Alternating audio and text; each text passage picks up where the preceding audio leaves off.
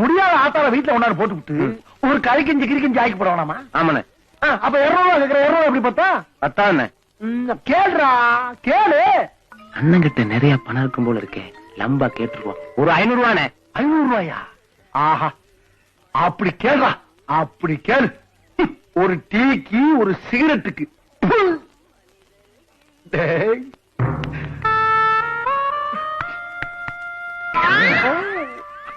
எங்கேயோ போயிட்டடா நீ, எங்கேயோ போயிட்ட. என்னையும் மதிச்சு 1 ரூபா 2 ரூபா கிடையாதுடா, 500 ரூபா கேட்ட பத்தியா? பெருமையா இருக்குடா, ரொம்ப பெருமையா இருக்கு. ஆனா 500 ரூபா கேட்ட உனக்கு இந்த அண்ணனால 5 பைசா கூட கொடுக்க முடியலன்னு நினைக்கும் போதா தம்பி? என்னது?